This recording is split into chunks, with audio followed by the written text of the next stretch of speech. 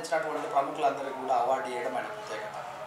గత 30 సంవత్సరాల నుంచి కూడా అన్ని రంగాల వారిని అవార్డ్స్ ఇచ్చుకుంటూ వస్తూ మరి నిన్న జరిగినటువంటి Padmamohana TV awards 9th annual కార్యక్రమానికి మరి పోచంపల్లి శ్రీనివాస్ రెడ్డి స్పీకర్ గారు మరియు శ్రీనివాస్ గౌడ్ గారు మరి సుమన్ గారు ముఖ్య అతిథులుగా వచ్చేసి మరి అక్కడ ఉన్న అవార్డును ఫంక్షన్స్ రంగరంగ వైభవంగా నిర్వహించినటువంటి వ్యక్తి దేపల్లి యాదగిరి గౌడ్ గారు ఉన్నారు మనతోటి. వారిని అడిగి ఈ సంస్థ యొక్క ముఖ్య విశేషాలు, మరి ఏ సంస్థనైనా ముందు నడిపించాలంటే బ్యాక్ బోన్ వాళ్ళు కావాలి, వారి యొక్క విశిష్ట లక్షణాలు ఎలా ఉన్నాయి, వారి మాటలను తెలుసుకుందాం. నమస్తే సార్. నమస్తే. ఎలా ఉన్నారు? బాగున్నాండి. మొత్తం 30 సంవత్సరాలుగా జర్నీ చేస్తున్నారు అవార్డ్ ఫంక్షన్. అసలు మొట్టమొదట మీరు ఈ అవార్డ్ ఫంక్షన్స్ 30 సంవత్సరాల క్రితం మీకు ఆలోచన ఎలా తట్టింది? అంటే యాక్చువల్గా ఏంటంటే కల్చరల్ ఫీల్డ్లో ఉన్న వాళ్ళతోటి నాకు అప్పుడే స్టార్టింగ్లోనే కొంచెం పరిచయాలు ఉండేవి. అప్పట్లో పివి రంగారావు గారు మినిస్టర్గా ఉండే. పివి రంగారావు గారు పివి నరసింహారావు కొడుకు. ఓకే, కొడుకు.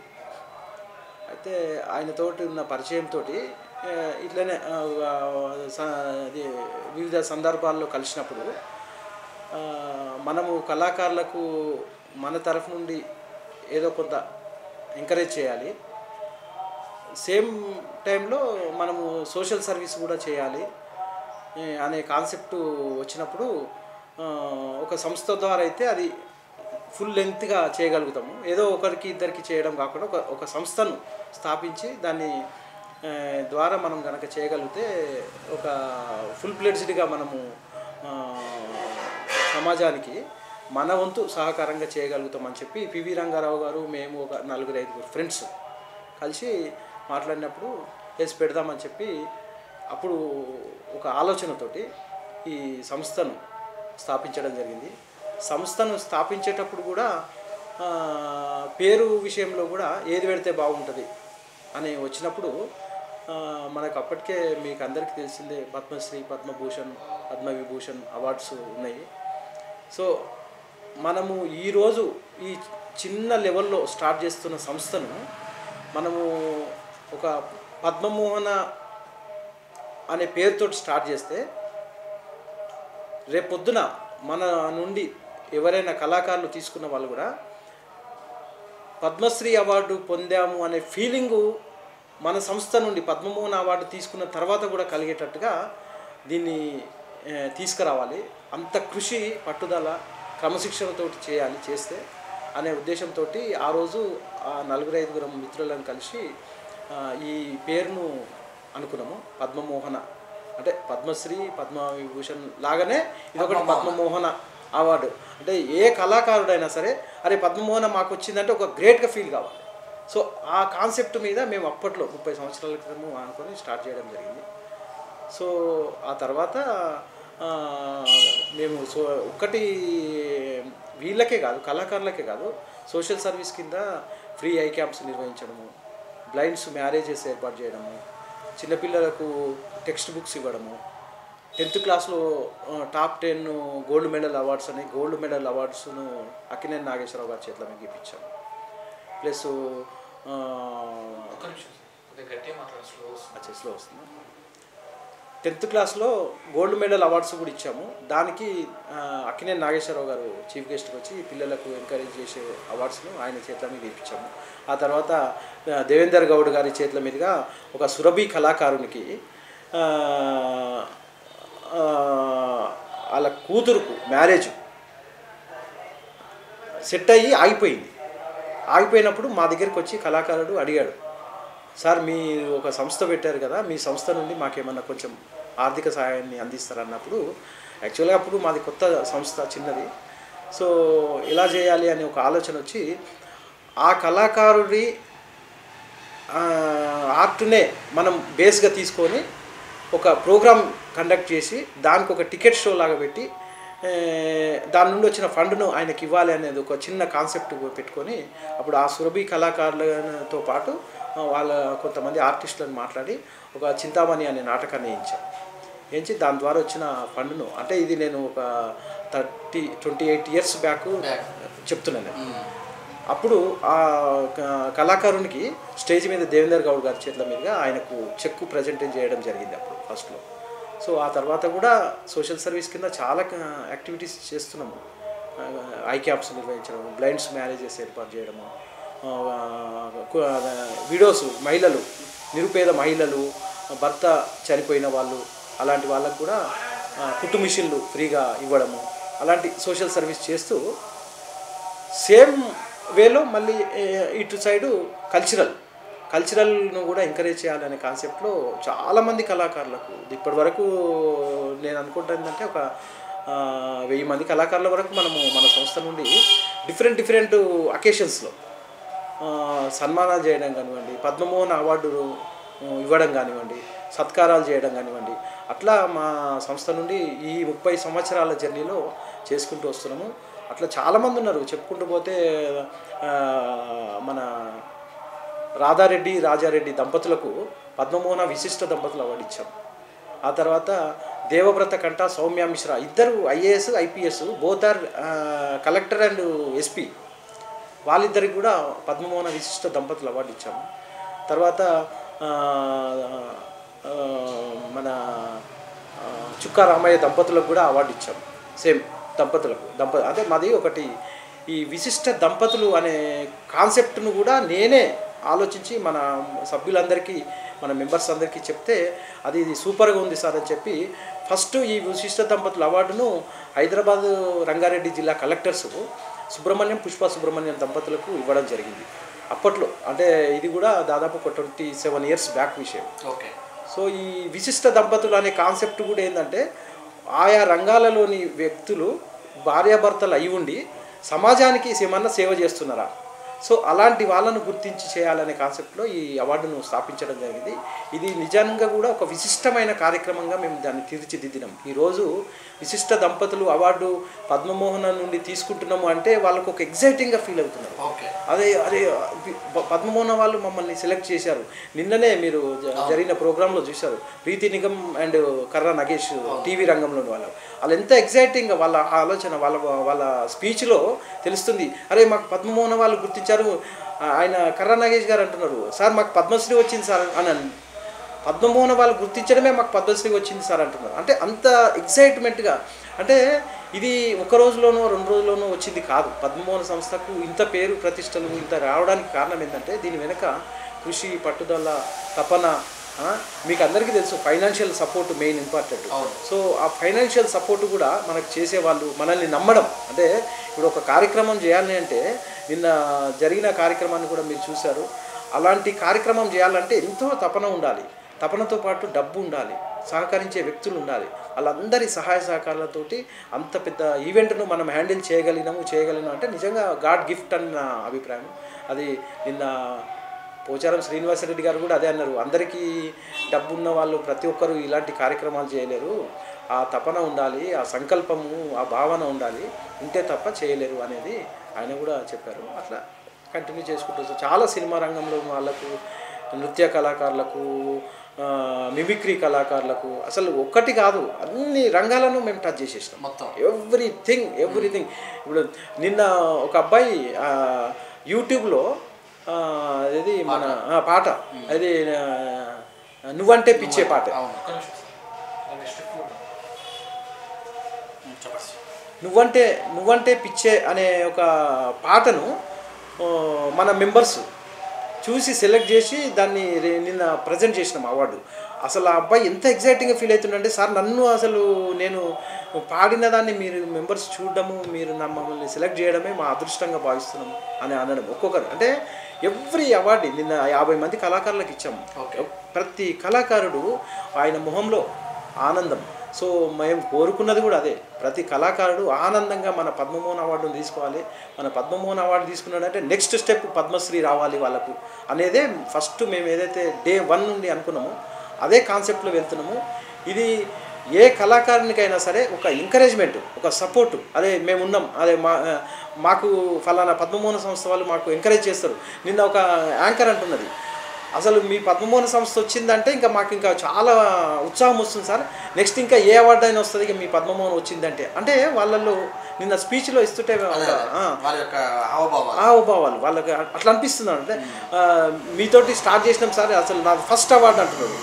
మేము ఇచ్చే వాళ్ళల్లో దాదాపు సగం మందికి పైగా ఎవరైనా సరే ఫస్ట్ అవార్డే తీసుకుంటారు మన దగ్గర. తీసుకొని ఈరోజు అంటే సంస్థకు వచ్చిన గెస్టులు కానివ్వండి, అవార్డు తీసుకున్న వాళ్ళు కానివ్వండి, ఇప్పుడు టాప్ పొజిషన్లో ఉన్నారు ఒక్కొక్కరు. అట్లా చెప్పుకుంటూ పోతే చాలామంది ఉన్నారు.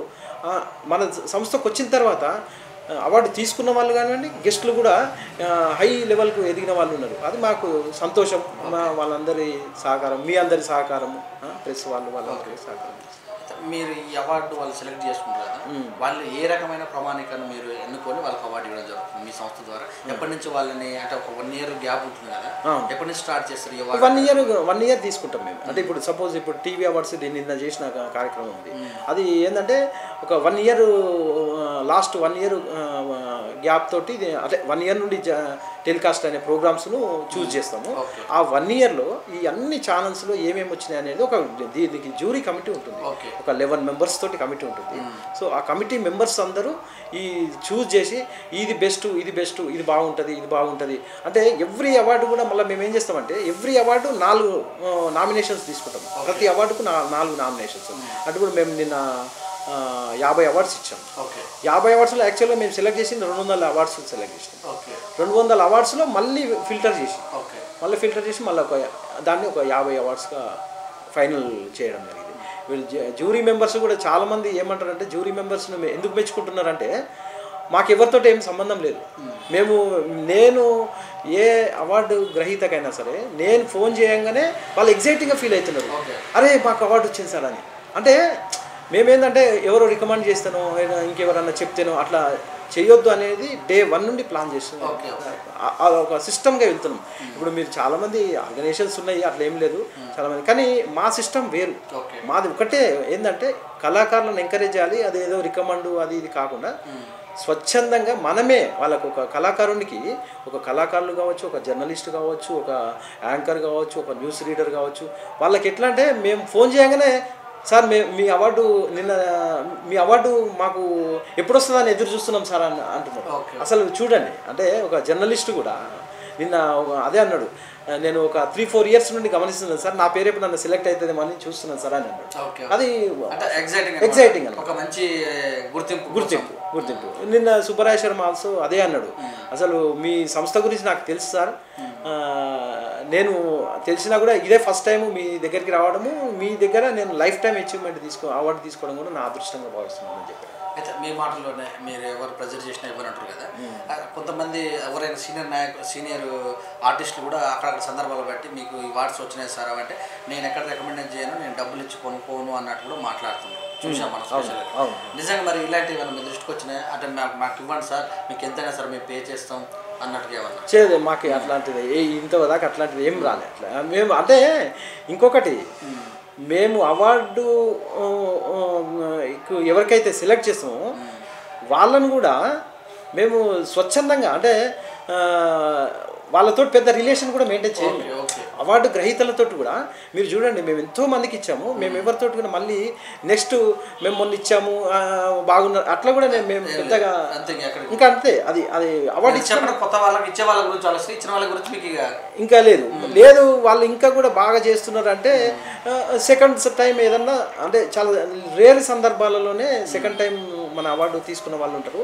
మ్యాక్సిమం ఏమనేది అంటే కొత్త వాళ్ళకి ఎంకరేజ్ చేయాలి, కొత్త నీరును మనం తీసుకొస్తే ఏంటంటే సమాజానికి మనం కూడా కొంత మన సంస్థ తరఫున మనకు ఒక మేలు చేసినట్టు, అంటే ఒక అవార్డు తీసుకున్నాడు అంటే ఒక బాధ్యత పెరుగుతుంది. అవార్డు అదే నిన్న ఒక టీ న్యూస్ తరఫున వచ్చిన వ్యక్తి అన్నాడు, అసలు మీరు నాకు అవార్డు ఇచ్చి నన్ను ఒక బాధ్యతగా పెంచారు సార్, నేను ఎక్స్పెక్ట్ చేయలేదు మీరు మీ నుండి ఫోన్ వస్తుందని. నేను ఎవరికైనా నేను ఫోన్ చేసినప్పుడు ప్రతి అవార్డు ఇదే అంటారు, చాలా సంతోషం ఉంది సార్, మీ నుండి ఫోన్ రావడమే మాకు గొప్ప వరంలాగా భావిస్తున్నాము, మీ అవార్డు పద్మమోహన్ అవార్డు. అంటే ఆ పద్మమోహన అనే దానికి అంత రావాలి అనేది ప్రమాణికం అట్లా అనమాట. అట్లా రావాలని Day 1 నుండి మనం చేస్తున్న ప్రయత్నం అది దిగ్విజయంగా కొనసాగుతుంది. ఓకే, మీ ఇంతమందికి అవార్డులు ఇస్తారు కదా మీరు, మీ సోషల్ వర్క్ నమ్మి, మీ సోషల్ వర్క్ విషయంలో కూడా ప్రభుత్వం మీకు ఇంతవరదాకా గవర్నమెంట్ నుండి ఏమి గుర్తింపు కానీ ఏది లేదు. వాళ్ళ దృష్టికి తీసుకెళ్లారు అంటే పెద్దలు చాలా మంది మాట్లాడడం కూడా చూసాం ఏవీలో, సిండే పోచారం శ్రీనివాసరావు కూడా వచ్చారు. అవును. లాస్ట్ టైం చాలా మంది వక్తలు కూడా మాట్లాడారు. అవును. మన నాయ నరసింహారెడ్డి గారు కూడా ఒక మాట అన్నారు, అది ఇకపోయినా సరే నేను దృష్టి తీసుకెళ్తా అని చెప్పారు. మరి తీసుకెళ్లారా నిజంగా? అంటే అది వాళ్ళకు అంటే ఆయన చెప్పారు. నాయ నరసింహారెడ్డి గారు ఆయన పెద్ద మనిషి, చాలా సంతోషము. ఆయన స్టేజ్ మీద చెప్పారు. తర్వాత నేను ఒకసారి కలిసినప్పుడు కూడా అసలు పద్మమోహన ఇంత దిగ్విజయంగా నడిపిస్తున్నావు కదా, నీకు పద్మశ్రీ అవార్డు వచ్చేటట్టుగా నేను చేస్తానని కూడా చెప్పాడు. సీఎం కేసీఆర్ గారికి కూడా నేను చెప్తానని చెప్పారు. ఇట్లా మన కర్ణే ప్రభాకర్ గారు కూడా ఇదే మాట అన్నారు, అదే రావాలి మీకు, ఎందుకంటే ఇంత సర్వీస్ చేయడము మన ముఖ్యంగా మన అంటే ఇక్కడ ప్రాంతీయత తీసుకురావద్దు అనేది నాకు కాన్సెప్ట్. అంటే ఈ తెలంగాణ ఆంధ్ర అనే ప్రాంతీయత తీసుకురావద్దు, ఆర్ట్కి సంబంధించింది కాబట్టి.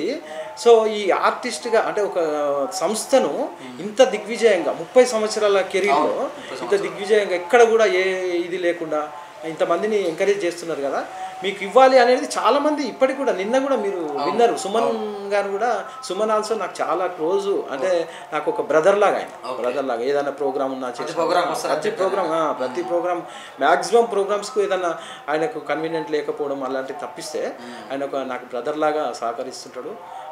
ఏ ప్రోగ్రామ్కైనా వస్తాడు. ఆయన కూడా నిన్న స్పీచ్లో అదే అన్నాడు, మీకు రావాలి, దానికి పోచారం గారు కూడా సపోర్ట్ చేయాలి అని. సరే, అది అంటే మనము నిజంగా చెప్పాలంటే ఏదో రావాలి, ఏదో తీసుకోవాలి అనే ఉద్దేశంతో చేసింది కాదు ఇది. సరే, అది ఒకవేళ స్వచ్ఛందంగా ఇప్పుడు మేము ఎట్లయితే మా అవార్డు గ్రహీతలను సెలెక్ట్ చేస్తున్నామో అట్లా మమ్మల్ని ఎవరన్నా గవర్నమెంట్ తరఫున పద్మశ్రీకి కానివ్వండి దానికి సెలెక్ట్ చేస్తే అది హ్యాపీనెస్. అంటే ఒకటి ఏంటంటే 2 years బ్యాక్ మాత్రం మాకు ఈ కీర్తి పురస్కారాన్ని తెలుగు యూనివర్సిటీ వాళ్ళు వైస్ ఛాన్సలర్ ఆయన ఇచ్చారు, కీర్తి పురస్కార్ అవార్డు ఇచ్చారు. అదొక్కటే, అంటే గవర్నమెంట్ నుండి వాళ్ళు, ఇది కూడా ఎవ్వరు చెప్పింది కాదు, ఆయనే నాకు వైస్ చైర్మన్ ఫోన్ చేసి ఇట్లా మీకు అవార్డు ఇస్తున్నామని చెప్పారు. అది చాలా సంతోషం అనిపించింది. కీర్తి పురస్కారం ఒకటి, పద్మమోహనకు ఆ అవార్డు మా పద్మమోహన్ తరఫున నేను స్వీకరించాను. మరి స్వతహాగా మీరు మీలో ఉన్నటువంటి ఏదైనా కళ ఉందా, లేకపోతే కళను మీరు ఆస్వాదిస్తున్నారంటే మీకు కూడా ఒక కళ ఉందా, లేదన్నా కళను ఇష్టపడతాం, ఈ కళ చేయాల్సిన ఆలోచన ఉన్నదా? అంటే అట్లాంటిది ఏం లేదు. కళలను ఎంకరేజ్ చేయాలనే కాన్సెప్టే ఇక్కడ. నేను అంటే చాలామంది కూడా అరే మీరు ఆర్టిస్ట్గా కూడా చేయండి సార్, బాగుంటుంది, అంటే మీ ద్వారా కొంచెం ఇదిగా ఉంటుంది అన్నట్టుగా కూడా 2-3 డైరెక్టర్లు, చాలామంది నాకు డైరెక్టర్లు, ప్రొడ్యూసర్లు వీళ్ళందరూ పరిచయాలు ఉన్నాయి. యాక్టర్స్ తోటి కూడా పరిచయాలు ఉన్నాయి. మీరు కూడా చేస్తే బాగుంటుంది సార్ అని అన్నారు, కానీ అది నేను ఎక్కువ దృష్టి పెట్టలేదని. అంటే మనం నా కాన్సెప్ట్ ఎంతసేపు ఒక ఎంకరేజ్ చేయాలి కళాకారులను అనేది. అయితే కళలు అంటే నాకు చాలా ఇష్టం. కళలన్నా ఆర్టిస్టులన్నా కళలన్నా ఇక నాకు ఫస్ట్ ప్రయారిటీ ఇంకా అదే, అంతే. ప్లస్ సేమ్ వేలో మళ్ళీ మేము సోషల్ సర్వీస్లో కూడా అంతే. ఎవరన్నా ఏదన్నా అడిగినా కూడా చేసినా కూడా సరే, అంటే మనం ఎక్కువ లెవెల్లో చేయకపోయినా మనకు తోచింది ఏదైనా ఉంటే ఇమీడియట్గా మనం రియాక్ట్ కావడం అనేది కంపల్సరీ మనం చేస్తుంటాం. అయితే మరి నిన్న మీ యొక్క స్పాన్సర్స్ గురించి కూడా చాలా చక్కగా చెప్పారు. నిన్న వాళ్ళ యొక్క ఇంకా రెస్పాన్సిబిలిటీ పెంచినట్టనే ఈ అవార్డ్స్ తోటి. ఇంకా అంటే ఇప్పుడు ఎట్లుంటుంది అంటే అండి, ఇప్పుడు నిన్న అంత పెద్ద ప్రోగ్రామ్ చేశాం కదా, అంత పెద్ద ఈవెంట్ను అందరూ అంటారు, ఇంత పెద్ద ఈవెంట్ను హ్యాండిల్ చేయగలుగుతున్నారు యాదగిరి గౌడ్ గారు, చాలా బాగా చేస్తున్నారు. అంటే అంత పెద్ద హ్యాండిల్ చేయగలుగుతున్నాను అంటే మనకు సపోర్ట్ చేసే వాళ్ళు కూడా ఉన్నారు. ఈరోజు నిజంగా నేను గొప్పగా చెప్తుందంటే మన సంస్థకు ముఖ్యంగా యాదగిరి అంటే ఆయన రైట్ పర్సన్, రైట్గా ఇది చేస్తాడు, ప్రతి పైసను యూటిలైజేషన్ అనేది కరెక్ట్గా ఉంటుంది, మనము ఏది చేసినా కూడా మంచికి యూజ్ అవుతుంది అనుకునే పాయింట్ ఆఫ్ వ్యూలో వాళ్ళను ఆలోచింపజేసే విధంగా మేము కార్యక్రమాలు చేయగలగడం మా అదృష్టంగా భావిస్తాం. ఇప్పుడు వాళ్ళందరూ అంతే, లేకుంటే అంత పెద్ద ఈవెంట్ను హ్యాండిల్ చేయడం అనేది సాధ్యమైన విషయం కాదు. 50 మంది కళాకారులు, ఒక 200 నుండి 300 మంది విఐపీసు, గెస్టులు, మీరు కూడా చూసారు గెస్టులను, అంతమందిని హ్యాండిల్ చేసి ఒక స్టేజ్ మీదకి ఒక 4 గంటల కార్యక్రమాన్ని అంత దిగ్విజయంగా, అంటే ఇప్పుడు మీరు రెగ్యులర్గా చూస్తున్న ప్రోగ్రామ్స్కు మా ప్రోగ్రామ్స్కు మీరు తెలిసిపోతుంది డిఫరెన్స్. అంటే ఇప్పుడు మీరు స్టిల్ టుడే ఈ రోజు కూడా వెళ్ళి చూడండి, నిన్న జరిగింది కదా ప్రోగ్రాము, ఈ రోజు జరిగిన ప్రోగ్రామ్ ఏదైనా చూడండి, నిన్న జరిగిన దానికి ఈ రోజు జరిగిన దానికి మీకే తేడా తెలుస్తుంది. అంటే వేరే వాళ్ళని అట్లని కాదు కానీ అంటే నేను నా ఆలోచన, మీ యొక్క ఆలోచన, నేను ఒకటే ప్రతిబింబంగా నా ఒకటే కాన్సెప్ట్, నేను ఇది ప్యాషన్గా చేస్తాను అంతే. ఒక స్టైలిష్గా చేయాలి. అంటే ఒక ప్రోగ్రామ్ చేస్తే ఏదో ఇచ్చినము సన్మానము అట్లా అనమాట. ఇప్పుడు మేము పద్మమోహన టీవీ అవార్డ్స్ అంటే ఈరోజు టీవీ రంగంలోనే అందరూ అప్రిషియేట్ చేస్తున్నారు. అంటే అట్లా క్రియేట్ చేయాలి. ఒక పద్మమోహన విశిష్ట దంపతుల అవార్డు అంటే అసలు పద్మమోహన విశిష్ట దంపతులు అనగానే అరే మమ్మల్ని ఎప్పుడు సెలెక్ట్ చేస్తారు సార్ అనేవాళ్ళు చాలా మంది ఉన్నారు. అంటే ప్రెజర్ కాదు, ఒక ఎగ్జైటింగ్ అనమాట. అంత క్రియేట్ చేయగలిగింది. ఈరోజు అసలు చెప్తున్నాను కదా, పద్మమోహన సంస్థకు ఇంత క్రెడిబిలిటీ వచ్చింది అంటే అది కేవలం మనం చూస్ చేసే విధానం. ఎవ్వరికి ఏది లేకుండా అసలు మేము ఎవ్వరితోటి కూడా ఇది అంటే మేము చూస్ చేసేటప్పుడు కూడా మా కమిటీ మెంబర్స్ ఎవరి సలహాలు కూడా తీసుకోరు. ఓన్లీ అంతే ఇది మంచిగా ఉంది చేద్దాం అంతే అట్లా. మొన్న అంటే అంతకుముందుకు జరిగిన ప్రోగ్రాంలో కూడా ఆయన నంది అవార్డ్స్ అంటే కూడా మీరు బాగా చేస్తున్నారు సార్, అంతే ఒక నిజంగా ఒక గొప్ప కాంప్లిమెంటే కదా అట్లా అనమాట. ఈ 30 సంవత్సరాల్లో మీకు ఎప్పుడైనా బాధ అనిపిస్తుంది ఈ అవార్డుల విషయంలో? ఏం లేదు సంతోషం అనిపించిన విషయం సంతోషం నాకు అసలు ఫంక్షన్ చేయడమే సంతోషం అంతే. సంతోషం ఇప్పుడు చెప్పిన కంప్లీట్ కాకుండా ఇంకేదన్నా కంప్లిమెంట్ చెప్పారు కదా నంది అవార్డ్స్ కంటే కూడా అన్నగా బాగా సంతోషం మరి చేస్తున్నందుకు ఆ క్షణం అసలు మరవలేనన్న సందర్భాలు అలాంటిది చెప్పమంటే మేము ఒకటి ఇది ఏదంటే బ్లైండ్స్ మ్యారేజెస్ ఒకటి చేశాం. అంటే ఇది నేను ఒక 28-29 ఇయర్స్ క్రితం మాట చెప్తున్నాను. బ్లైండ్స్ మ్యారేజెస్ అని ఒక 5 మంది జంటలకు అన్నీ మనమే ఇస్తూ పుస్తమెట్టలు వాళ్ళకు గిన్నెలు అవి ఇవి కొన్ని బాసనలు అవి ఇచ్చేసి వాళ్ళకు పెళ్లి చేయాలనే అంటే బ్లైండ్స్ అనమాట. ఇద్దరు బోత్ ఆర్ బ్లైండ్స్ అని మేము చేస్తున్నామంటే ఒక 10-15 జంటలు వచ్చినాయి. కానీ మనకున్న ఆర్థిక స్తోమత మేరకు మన సంస్థకున్న ఆర్థిక స్తోమత మేరకు ఒక 5 మంది జంటలను సెలెక్ట్ చేసి బ్లైండ్స్ మ్యారేజెస్ ఏర్పాటు చేసి పెళ్ళిళ్ళు చేశాము. చేసిన తర్వాత అంటే మీకు ఏదన్నా ఇన్స్పైర్ అయిన విషయం అడుగుతున్నారు కాబట్టి చెప్తాను. చేసిన తర్వాత మొత్తము ఘనంగా జరిగింది. ఆ 5 మంది జంటలకు అన్ని ఏర్పాట్లతో సహా మామూలుగా రెగ్యులర్గా జరిగే కార్యక్రమాల లెక్క చేశాము. అంటే వచ్చిన గెస్టులు కూడా అందరూ అసలు అంటే నాకు అప్పటికి చిన్న ఏజ్, వాస్తవంగా చెప్పాలంటే నాకు ఒక 25-26 ఉంటాయి అప్పుడు, అంతే చిన్న ఏజ్. అయితే అందరూ గెస్టులు కూడా ఏమన్నారంటే ఇంత చిన్న ఏజ్లోనే 5 మంది జంటలకు యాదగిరి సన్మానం చేశాడు, ఆయన గొప్ప ఇది అలాంటి అదృష్టం కూడా చాలామందికి దొరకదు, ఆయన చేతుల మీద జరగడం, చిన్న వ్యక్తి అతను కూడా అయినా కూడా ఆయన చేతుల మీద జరగడం చాలా గొప్ప విషయము అని వక్తలు అప్పుడు సంతోష్ రెడ్డి గారు ఉండే మినిస్టర్, ఆయన వచ్చారనమాట. ఆయన చాలామంది గెస్టులు వచ్చారు. ఆ మినిస్టర్ వీళ్ళందరూ చాలా పొగిడారు ఆ రోజు ప్రోగ్రామ్కి వచ్చి.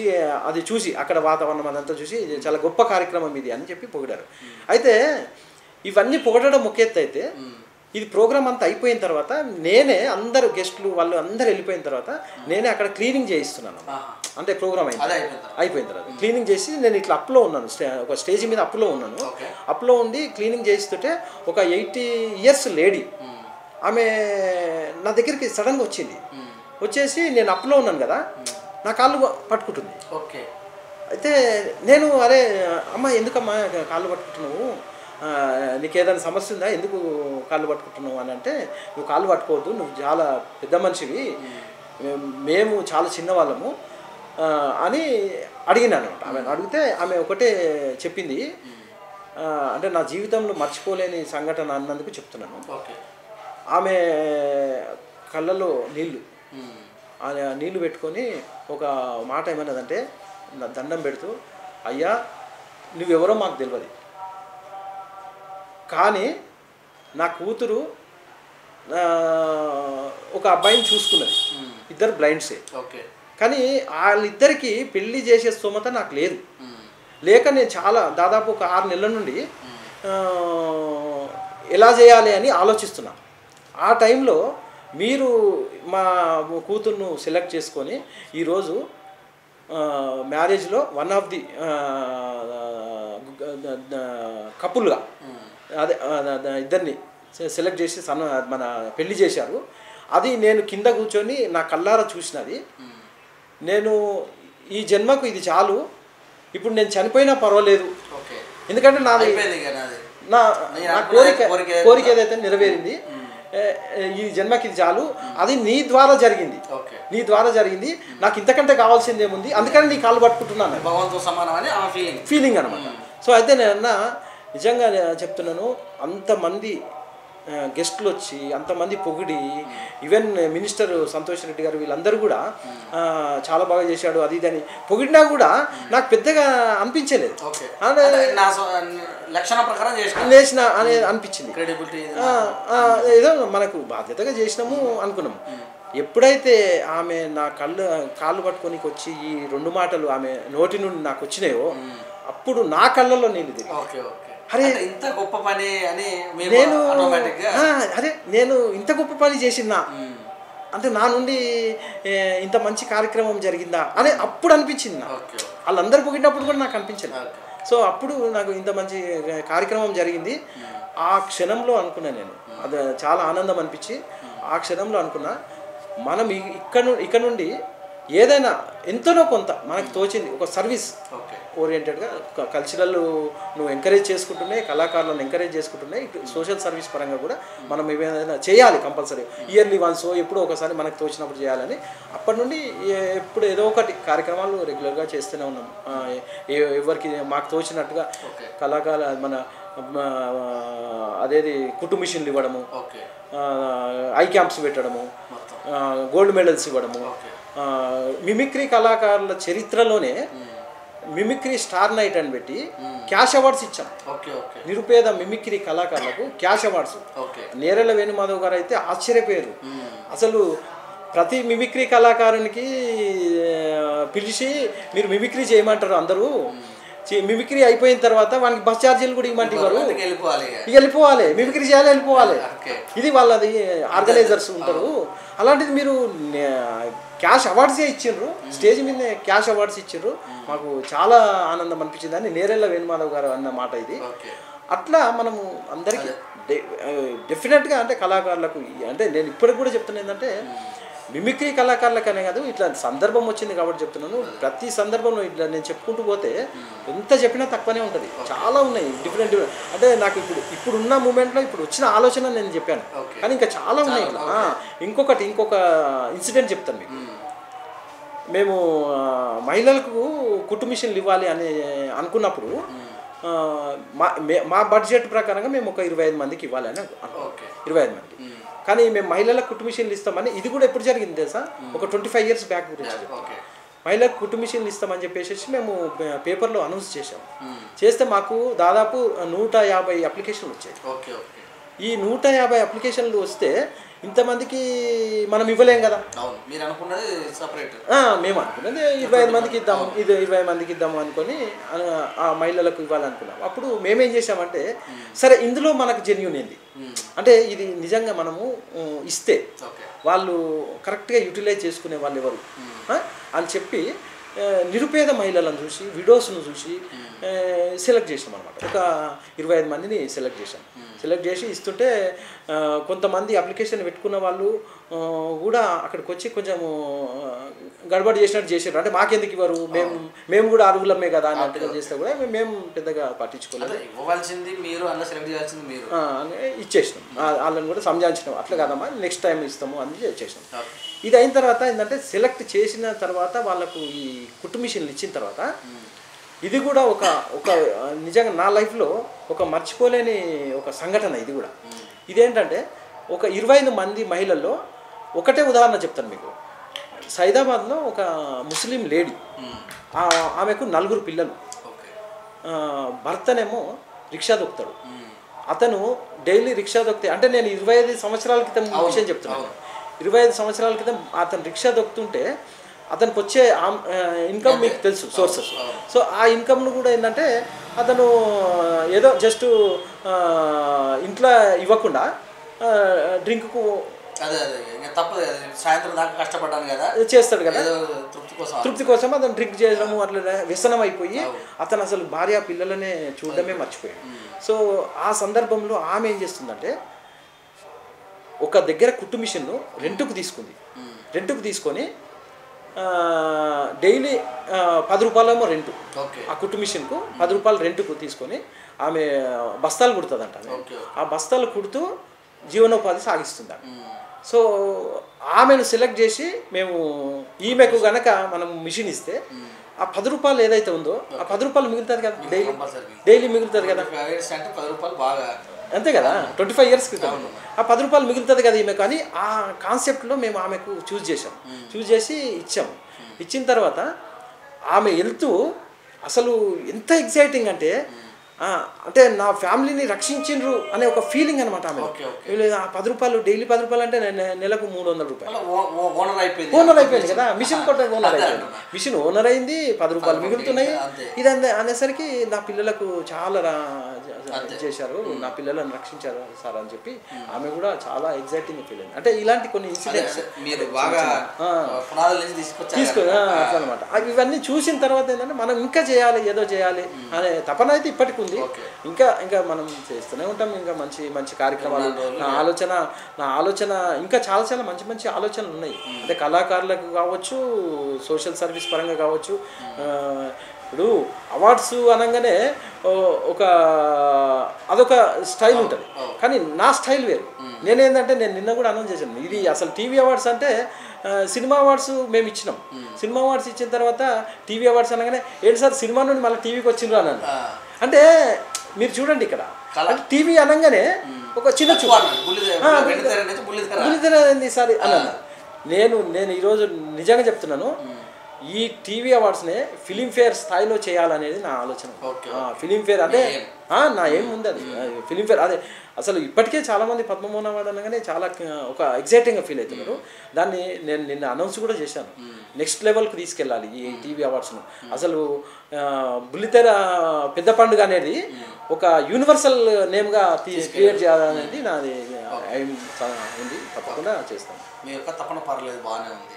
మరి మీ ఫ్యామిలీలో మీకు సపోర్టింగ్ లేదు, బయట వాళ్ళకంటే ఫ్యామిలీ సపోర్టింగ్ మీకున్నటువంటి మీ యొక్క వారసులు కానీ అర్ధాంగి కానీ ఎలా ఉంది? అందరిది ఫుల్ సపోర్ట్ ఉంటుంది నాకు. అంటే అంత బాగా మా మిస్సెస్ ఆమె కూడా ఏం పెద్దగా ఇది కాదు, కాకపోతే ఏంటంటే కొంచెం టైం ఇవ్వాలి ఇంట్లో అనేది ఇక అది జనరల్గా ఉండేదే. అట్లానే అబ్జెక్షనబుల్గా ఏం లేదు, ఆమె మంచిగానే ఎంకరేజ్ చేస్తుంది. కాకపోతే ఏంటంటే మాకు కూడా టైం ఇవ్వండి, మీ కళాకారులు అది ఇది అనే కాకుండా మాకు కూడా టైం ఇవ్వండి అని అంటారు. సరే ఇక మనం తప్పకుండా అట్లా ఏం లేదు. అంటే ఇంకొకటి కూడా చెప్తున్నాను, నేను రెండు కూడా సమానంగా నడిపిస్తాను. కంపల్సరీ అవార్డ్స్ ఫంక్షన్స్ అట్లా అనమాట. కంపల్సరీ నేను ఫ్యామిలీని ఏదో నిర్లక్ష్యం చేయడం అట్లా ఏమి ఉండదు. పిల్లలు అంతే కంపల్సరీ ఇస్తా. ఇంకెక్కువ ఇవ్వాలనేది కూడా ఆలోచన ఉంటుంది, కానీ కొంచెం మనకు సమాజానికి కూడా మనం కొంత సేవ చేయాలనే ఒక భావన అయితే ఫస్ట్ నుండి ఉంది. సో ఆ భావన దిక్కించే ఇవన్నీ చేయగలుగుతున్నాము. రిలేషన్స్కి వెళ్ళినప్పుడు వారి యొక్క అప్రిషియేషన్ కానీ చాలా ఉంటుంది. అసలు వాళ్ళు ఈరోజు పేపర్లో వచ్చి కూడా చాలామంది నాకు కాల్స్ చేస్తున్నారు, సార్ మీది అన్న మీది వచ్చిందన్న, మీ వచ్చింది బావ, ఇట్లా అంత మన రిలేషన్స్ వాళ్ళు.